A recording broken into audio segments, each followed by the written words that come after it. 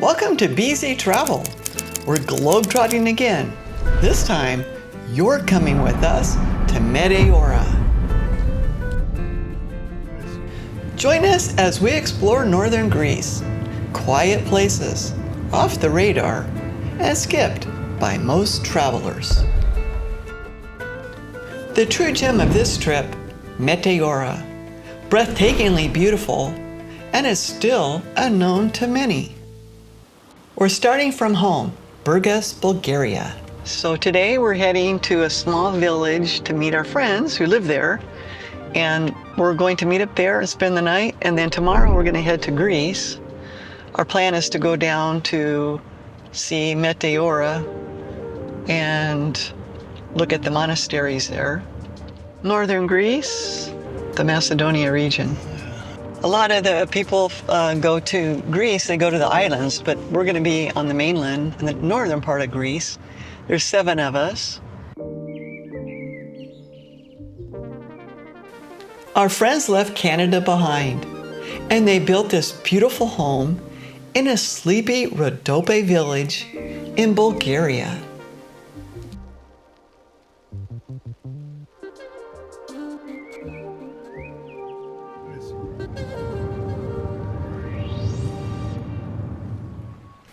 After a few hours on the road, we land in Platamonas, our base in northern Greece. This laid-back coastal town sits beneath the mighty Mount Olympus, hugging the Aegean. It has beaches, old ruins, fresh mountain air, and cozy seaside tavernas. There's no crowds and no hype, just the good stuff. It's a perfect launch pad for exploring this part of Greece. This isn't Mykonos or Santorini. No glam, no crowds, no overpriced cocktails. It's laid back, local, and affordable. It's where the actual Greeks come to unwind. Think beach village with a heartbeat, not a postcard. It's popular with Greek families, Bulgarians, Serbs, Romanians, and anyone dodging tourist traps. It's slower, simpler, and way more real. There's no schedule, no stress, just sun, sea, and a slice of everyday Greek life without the Instagram circus. Just an hour and a half from Meteora, our main stop tomorrow, we picked this little town over Kalabaka. Why?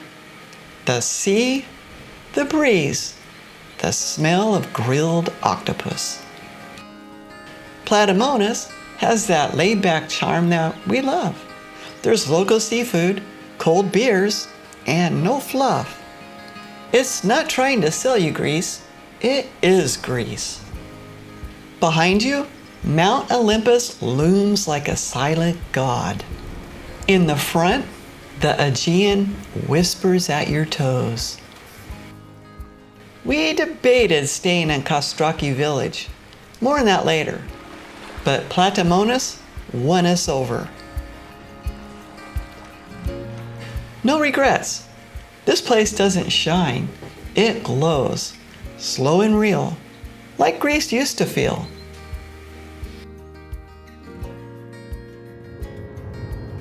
We hit the road early for Kalabaka, where our private Meteora tour starts.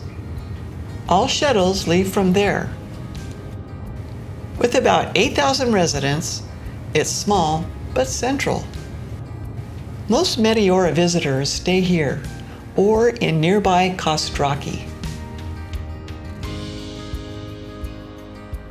The town's literally at the foot of the rocks. Some homes are built right up against them. This is Chris. Chris, hi Chris. This is our Hello, welcome to Kalabaka, welcome to Meteora. Thank you. You're gonna be our guide? I'm gonna be your guide. Okay. Please wonderful tour today. Are you ready? We are ready, yes. So this is the area that you are going to visit today.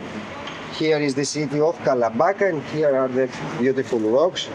They start from this small village here, which is between the Kalabaka and the rocks. And here on this part of the rocks, we have the Hermit caves. The first places that the Hermit monks, they used to live inside, isolated. And we're off. Our small group, good friends, and one guide who knows everything. Wow. Oh, can we get... my God. Well, God, the pictures don't do it any justice.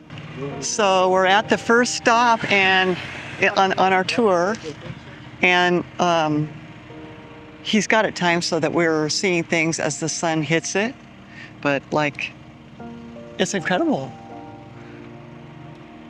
Yeah, no, this is shocking how they built up on that rock, and to see how high we are. Our first impression was like, wow. Back in the day, it was the only way for them to go up and down, even for the monks, for the pilgrims, for the visitors, and the food supplies, for everything. Monks built 24 monasteries on these cliffs for protection as the Byzantine Empire collapsed. Only 6 stand today, testaments to medieval guts, faith, and the need to outclimb invading armies. I wouldn't want to walk around. Look at this. Look at the trail right there, the path. It looks very dangerous. Long before the monasteries, hermit monks lived in caves. They had no tools, no bricks, just their faith. They climbed up using ropes, branches, or makeshift ladders, carving candle niches and icon shelves straight into the rock. We're about to enter the holy monastery of Saint Stephan, and this is where the nunnery is. There's 33 nuns here, and they do a lot of work. They make wine, they make a variety of things they sell here.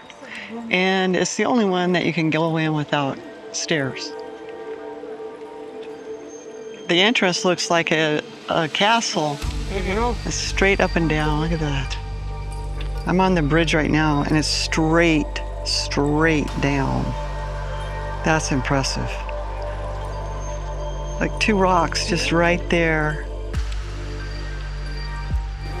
Bombed in World War II, the monastery now stands fully restored, a living museum of Orthodox tradition. Nuns still reside here, keeping ancient prayers and rituals alive, day in and day out.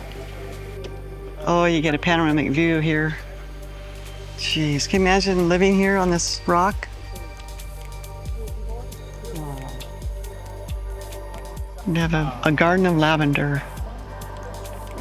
Tourisms are controlled here. Modest clothes are required, and the vibe's definitely not Disneyland. If you do come unprepared, they do have a shawl that you can use to cover your knees. Formed by wind, water, and time, these rocks are ancient. But the rocks are just the stage. The real drama, what mankind built on top of them. This is an area where you can see all 4 monasteries, and they call it Sunset Rock because people come up here and look at the sunset, and they can see all the 4 monasteries.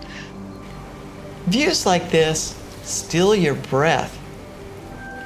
A guide doesn't just show you sights, they reveal the stuff we would have driven right past.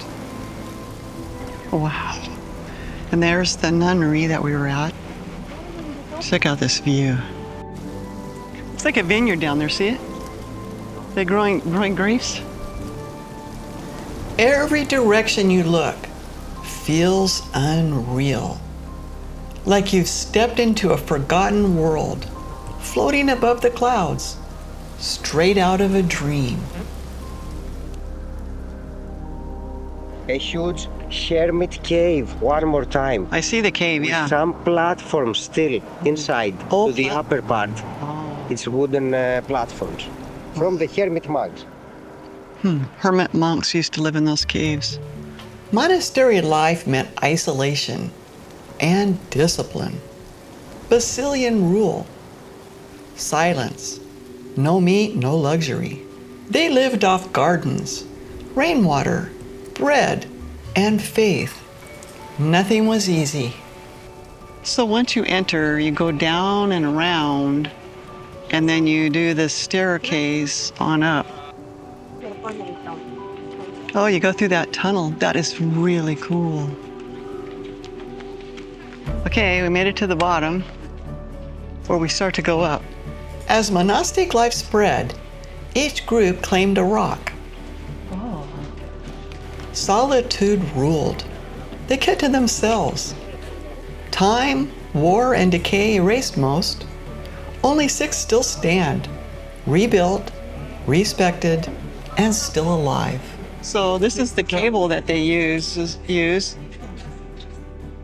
to bring, well, before they had the stairs, they used that to actually bring up themselves. And now they have a different cable car that they use to bring supplies and stuff up. That's the original way they used to get up here. More fantastic views. So down below, we saw in the valley where they had the vineyard, and they're making the wine, and this is where they used to store the wine and how they stored the wine. And then they even have the barrels. They skipped the meat, but when it came to wine, the monks, they didn't hold back. Look at that, it's a nice big barrel. So crudely built. The Great Meteoron is the biggest and oldest. God's fortress in the sky. After 300 steps, in the church, no cameras are allowed. Inside, vivid frescoes of martyrdom, saints, and Judgment Day. Brutal, raw, and unforgettable. They even have their own cat up here. Lazy cat. Mm. Sniffing. The balcony views are wild. Meteora spreads out below like a painting. Getting here takes effort, no doubt. But once you're up on top, every step feels worth it. So this is the kitchen. The old kitchen's frozen in time. Centuries old tools, a bread oven, and real monk life on display.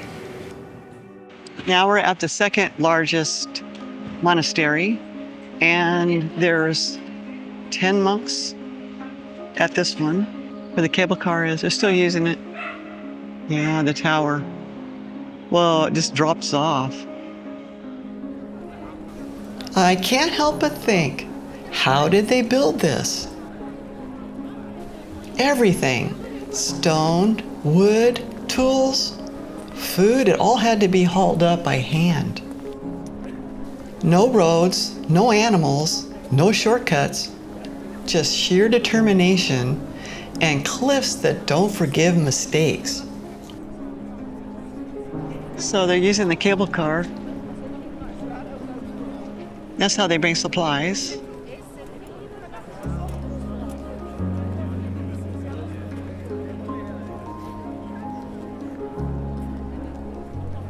Well, they have a basket down there, and they're hauling stuff up in the basket too, up to the tower right there. The cable car is only for the monks. Tourists take the long way up, about 140 steps carved into the cliff. It seems like the higher you go, the better it gets. Every step reveals a new layer of Meteora's beauty. Varlam Monastery is still alive. Monks live here, pray here, and hold daily services. So who was Varlam? He was a hermit monk who in 1350 climbed this massive rock all by himself, built 3 tiny chapels, a cistern, and a cell, and then he died. And for 200 years, nobody else dared touch it. It was just too hard to reach. The place literally floated in the sky, forgotten. Then, in 1517, 2 monk brothers accepted the challenge. It took them 22 years to haul every building material up by hand with ropes, baskets, and winches. And the actual construction done in just 20 days. That's monk-level dedication. This is Kastraki. We seriously consider staying here. A postcard-perfect Greek village, through and through. We're on our way to a secret spot. Only the locals know, so he's taking us there. And he says there's great views there, and only the locals know about it. So we'll show you what we see.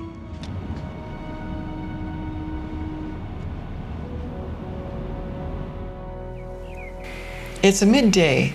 The sun's blazing. The views are epic. But just imagine this place lit by the sunset. Kastraki's a true gem. It's peaceful, built in stone, no filters needed. Goats in the morning, grilled meat at dusk, and cliffs glowing at sunset. It's real, not some tourist set. Здравей, точно. Айде на здраве. На здраве, на здраве. Cheers, Teresa. Dancho, на здраве. How is the Greek salad? It's very nice. What do you have here? I have sermichki. Sarmichki? Yeah. Stuffed grape with Great. tzatziki. We spent the day among the gods in Meteora. Now it's back to Platamonas, where sand replaces stone, waves replace wind, and the seafood's ready.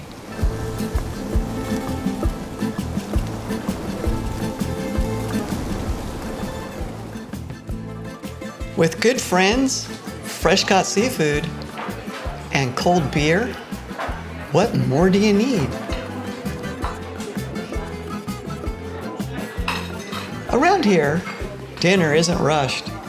It's an all-evening ritual, filled with laughter, stories, and no one is watching the clock. The next day, we hit the road. We're now heading toward Palio, a quiet village just west of Kavala. Welcome to Kavala. We're in a small boutique hotel right on the beach. Wow, you cannot ask for better thing. Yeah. Just 6 kilometers west of Kavala lies Palio. It's a quiet coastal village that's become a well-kept local secret. The name means old estate in Greek, a nod to its Ottoman-era agricultural past. Today is a charming blend of summer homes, boutique hotels, and hidden beaches.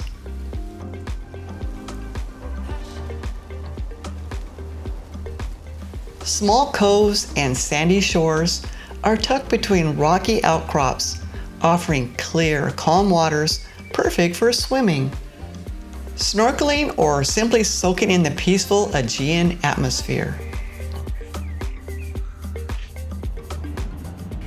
Palio is one of many charming northern Greek villages. There's boutique hotels, cozy tavernas, and killer views. It's perfect for couples, families, or anyone craving peace, quiet, and a slower pace. We met up with a friend who has a summer place nearby, and she took us to what she swears is the best seafood restaurant around. Another perfect night. great company, unforgettable food, and that laid-back Greek vibe. Being neighbors, Greece and Bulgaria share a lot when it comes to cuisine. This area is really popular with Bulgarian tourists, so menus are in Greek and Bulgarian, and most waiters speak surprisingly decent Bulgarian too.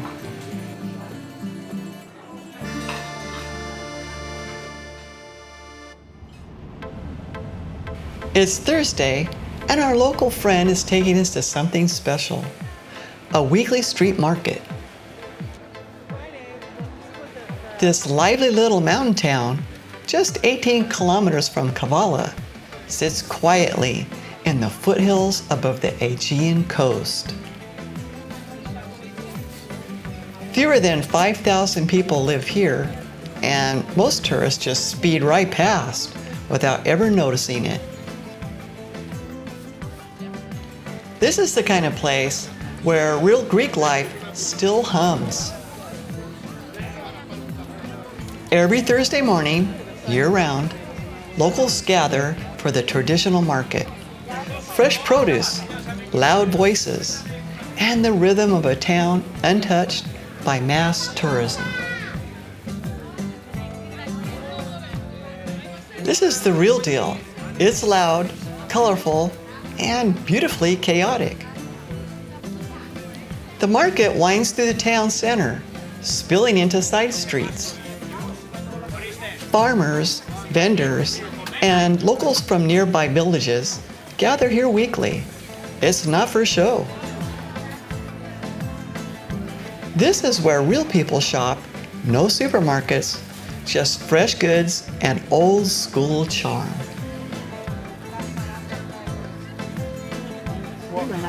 Nice olives, huh?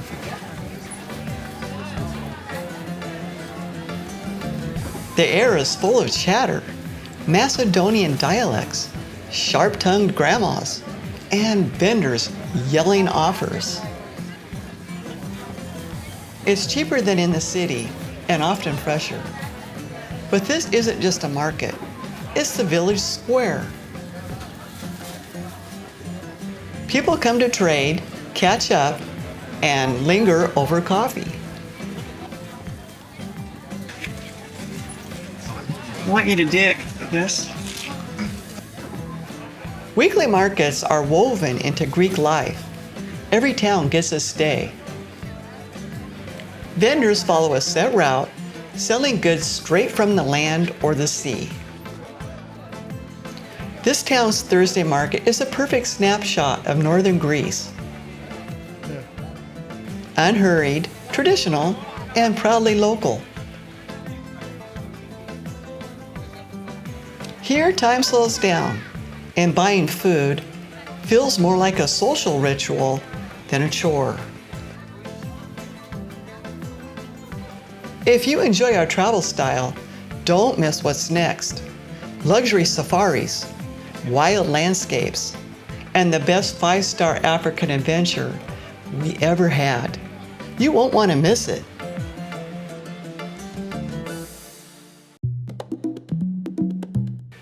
We're heading deep into Africa's best game reserves, private camps, epic safari drives, walking with wildlife, face to face with nature.